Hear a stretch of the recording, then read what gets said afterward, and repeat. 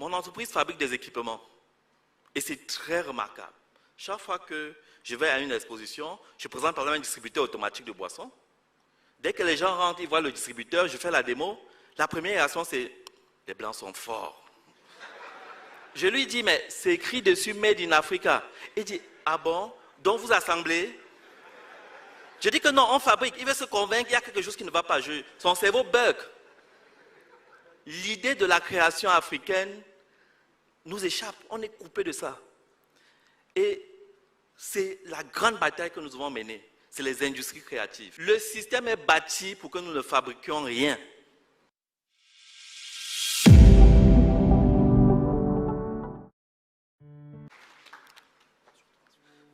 Ok.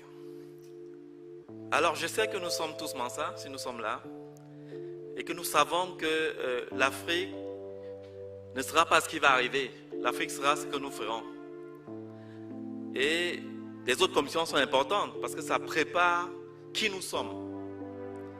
Mais à la fin, le développement, le bien-être là s'incarne avec la technologie.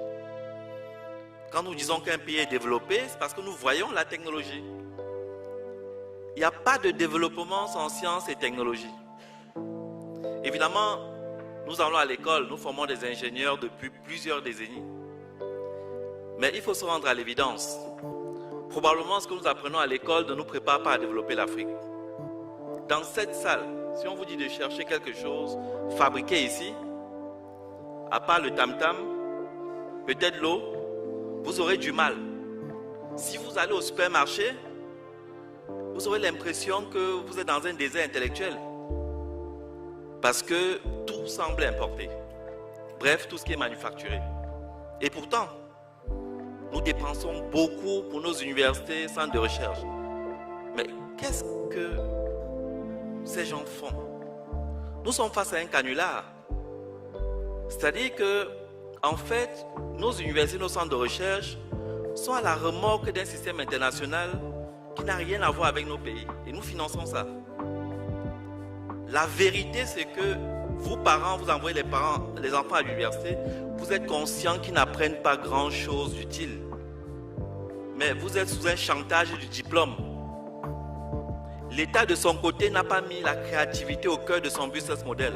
C'est encore le modèle extraverti dont il a hérité. Et donc, du coup, sa jeunesse l'encombre. L'université fait un travail de garderie que nous finançons pour avoir la paix. Vous prenez la santé, qui est quelque chose sur lequel nous travaillons. Nous formons longuement des médecins qui, à la fin, ne savent que prescrire des molécules occidentales. Il est là, le diagnostic, c'est pour déterminer quelle molécule occidentale tu vas acheter. Les gens se forment, ils sont pharmaciens pour vendre les molécules occidentales. Toute cette médecine dite conventionnelle ne représente pas 20%. L'OMS même dit que 80% des Africains se soignent hors de cette médecine conventionnelle. Mais tous nos budgets, c'est sous cette médecine conventionnelle qui est en fait juste une courroie entre l'industrie occidentale et les malades. Donc, où est-ce qu'on se retrouve dans tout ça? Pourtant, on a un potentiel. Tous les médicaments se font à partir des plantes. On a une biodiversité extraordinaire. On doit pouvoir faire nos médicaments. On doit pouvoir construire nos intrants de santé. Qui peut faire la couverture maladie universelle en important tout? Ce n'est pas possible. Nos plantes ont des vertus et on le sait. On dit qu'il faut transformer localement. On prend le cas du bois par exemple. Mais le bois, rien que les écorces du bois, par leur valeur thérapeutique, peuvent nous rapporter 20 fois plus que la bille de bois que nous importons. C'est-à-dire si on enlevait seulement les écorces pour exploiter médicalement, la valeur marchande dépasserait la valeur des billes de bois. Mais on n'est même pas dans ce schéma. Donc, et le fond du problème, c'est notre imaginaire. Avant même de regarder les côtés pratiques, techniques, qu'il n'y a pas de lycée technique et tout ça, ça commence par l'imaginaire. C'est là où on est vaincu. Mon entreprise fabrique des équipements. Et c'est très remarquable. Chaque fois que je vais à une exposition, je présente par exemple un distributeur automatique de boissons. Dès que les gens rentrent, ils voient le distributeur, je fais la démo. La première réaction, c'est « les Blancs sont forts ».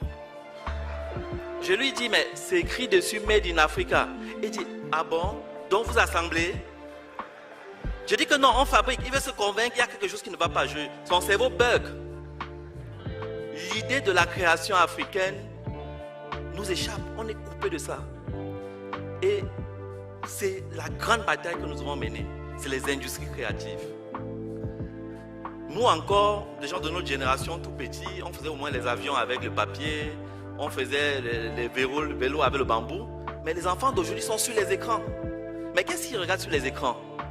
Si nous envahissons pas cet espace pour qu'ils regardent quelque chose qui leur dit que toutes les sciences viennent de l'Afrique, pour qu'ils regardent quelque chose qui les valorise, ben, ils vont toujours rester dans ce complexe. D'abord, ils ne vont pas consommer local et on est mort. Ils ne vont pas pouvoir innover parce qu'ils ne sont pas dans ce schéma. Donc, on est bloqué à la racine. Les industries créatives, c'est l'enjeu terrible. Et ça se fait avec le numérique. Et le numérique, alors, c'est la mère des batailles.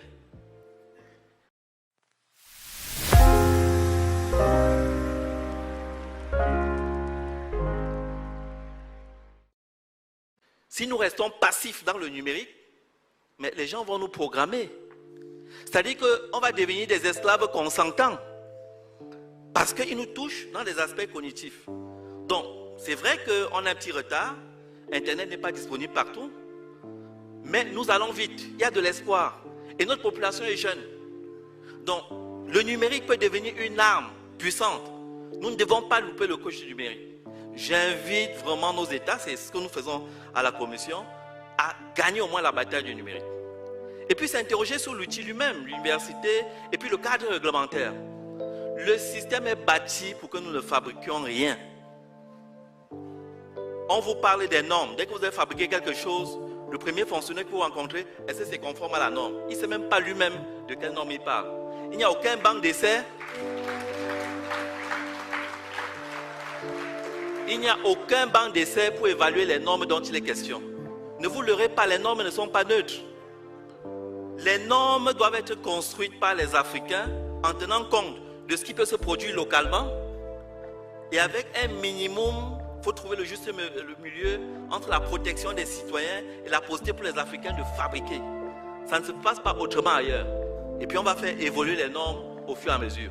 Et puis la préférence nationale, mais les autres la font bien. Chez nous, on dit made in Togo, made in ceci. Mais après, tout fonctionnaire peut commander ce qui est importé sans problème. Ça ne marche pas comme ça. Les Blancs nous ont bien amenés à faire les études d'impact environnemental. Parce que leur problème, c'est l'environnement. Mais nous, qui n'avons d'ailleurs pas de grand problème avec l'environnement, on n'arrive pas à s'imposer qu'un gestionnaire de crédit qui utilise l'argent qu'on a menacé de débrouiller au marché pour collecter, soit obligé d'importer d'abord africain. S'il est obligé d'importer étranger, il faut qu'il explique. Donc la préférence africaine doit être opposable. Sinon, il n'y aura pas de déclic.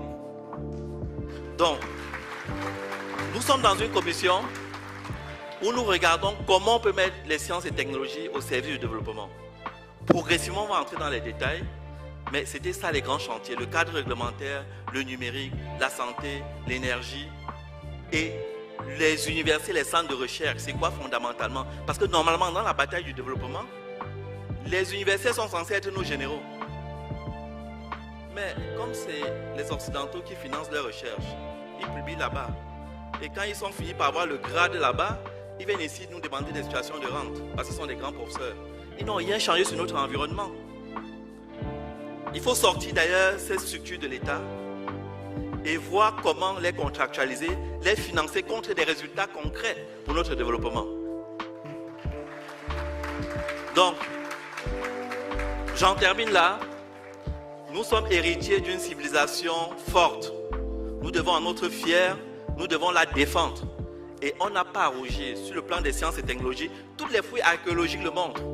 C'est en Afrique qu'on trouve les vestiges les plus évolués dans les temps les plus reculés.